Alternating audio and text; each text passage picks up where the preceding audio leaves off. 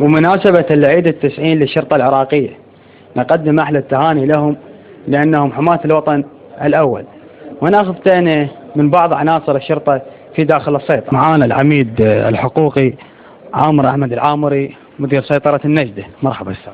عليكم السلام، تفضل. بالبداية نحب نسمع تهنئة ونقدم لكم التهنئة بمناسبة عيد التسعين للشرطة العراقية. نعم، أشكرك. بهذه المناسبة أتقدم بأحر التهاني وأطيب التبريكات لإخواني جميع رجال القوى الأمن الداخلي، السادة الوكلاء الأمنيين والسادة المدراء العامين وكافة مفاصل وزارة الداخلية، وأهيم بهم إن شاء الله بهذه المناسبة نكون أكثر عونا وأكثر دعم وتحمل المسؤولية من أجل بناء العراق العظيم.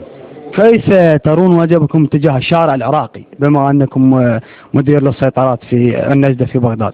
نعم، على مدار 24 ساعة هناك دوريات متواصلة ليلا ونهارا تقوم بواجب الدوريات في عموم بغداد لجانبي الكرخ والرصافة، دوريات المهمات ودوريات الجوالة بإشراف السيد مدير النجدة العام السيد اللواء صباح الشبلي، إشراف شخصي وميداني، وكذلك أخواني مدراء القواطع.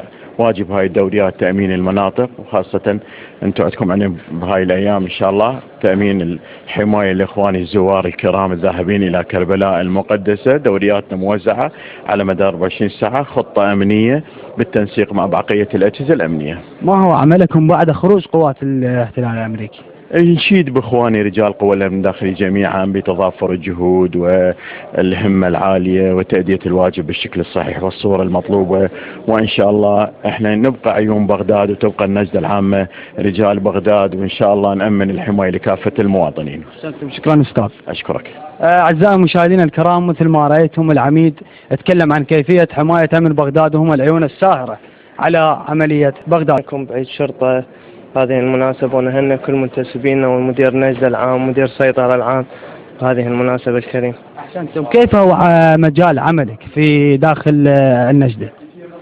والله قاعد نستقبل اتصالات مواطنين، ذاك اخبار عن جسم غريب بمنطقة، سيارة متروكة، نوجه دورياتنا. يعني يكون اتصالك مباشر مع القيادات لكي اتصال غرفة عمليات المعلومات.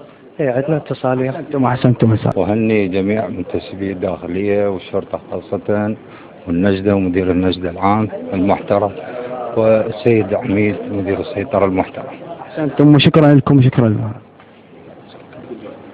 أعزائي المشاهدين الكرام، والآن مع الرائد أحمد جبار وحيلي معاون مدير وحدة السيطرات. مرحبا أستاذ. أهلا وسهلا. طبعا الشرطة العراقية قدمت ما قدمت من التضحيات، من التأكيد الاحتفال بالشرطة العراقية، فماذا تعرف كلمة إلى العنصر الأمني والرتبة الأمنية؟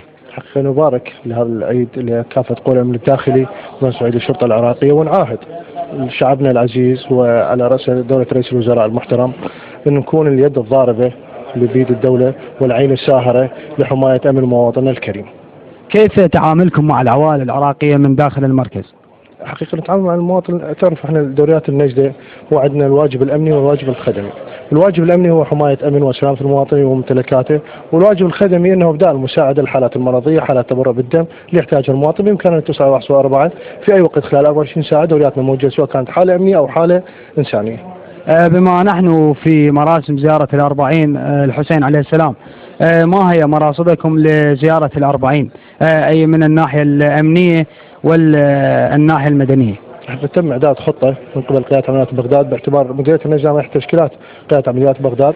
تم إعداد خطة من ابتداء من منطقة الحسينية مدخل بغداد وإن كان إلى منطقة المحمودية. تم نشر دورياتنا وتم بالتنسيق مع بقية الأجهزة المتواجدة وتحت قيادة عمليات بغداد، طبعا التنسيق مع الشرطة الاتحادية وقطاعات الجيش لتأمين الحماية للزوار الكرام. أحسنتم، بارك الله بكم، وإن شاء الله من تحقيق النجاحات إلى نجاحات أخرى، ونبارك لكم في عيد الشرطة الأغر، وإن شاء الله يا ربي تكونون اليد الضاربة للإرهاب وكل العناصر المسلحة ولا كل من يعتدي على الأمن العراقي. شكرا جزيلا. شكرا لك سيادة النائب. أعزائي المشاهدين، وبكل احترام وكل تقدير، وكالة الأنباء العراق الحر تحتفي بعيد الشرطة، وذلك تمجيدا ما عملوه وما قدموه من تضحيات إلى الشعب العراقي وفي شارع البغدادي خاصة.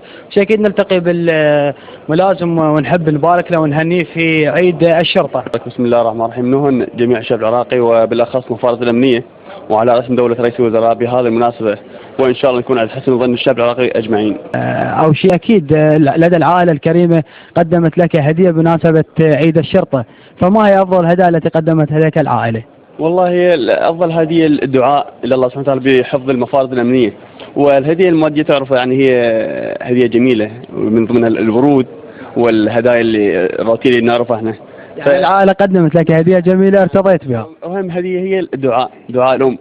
الله يخليك. وهذا امشي باسمنا وباسم كل عراقي شريف وكل المواطنين، ان شاء الله يا رب نرفع بيد الدعاء الى حماة الوطن، الى عناصرنا الامنية. اعزائنا المشاهدين، وندخل مع استعلامات مديرية النجدة في قاطع الكرادة، ونحب نهني عليهم مناسبة عيدهم. مرحبا. عيد الشرطة، ماذا يعني لك عيد الشرطة بما انك عنصر ومنتسب امني؟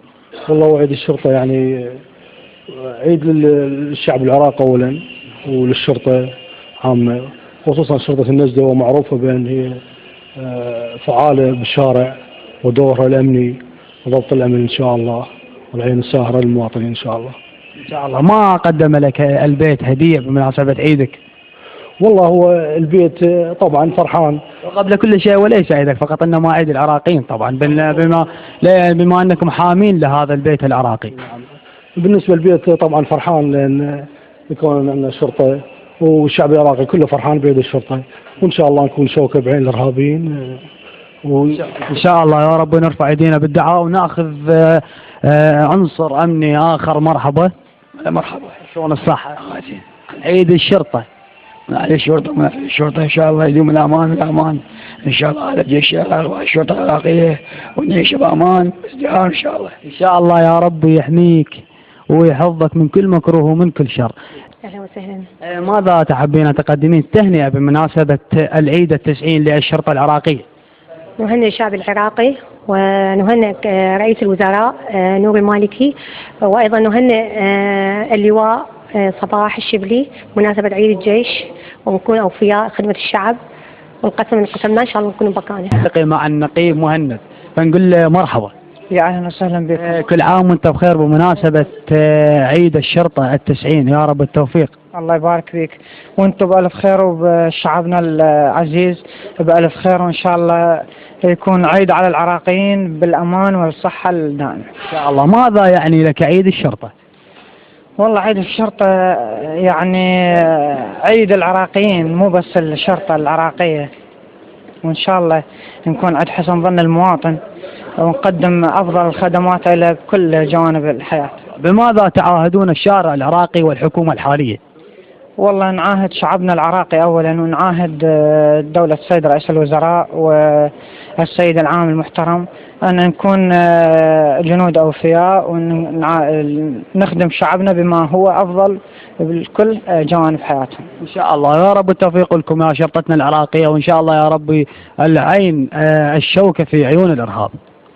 داخل مديرية النجدة العامة في بغداد لقد ألقينا العديد من التهاني في الشارع العراقي اتجاه الشرطة العراقية، وإن شاء الله يا ربي التوفيق للشرطة العراقية والعين الواحدة في الشارع العراقي والعين الساهرة على عيون الشعب العراقي.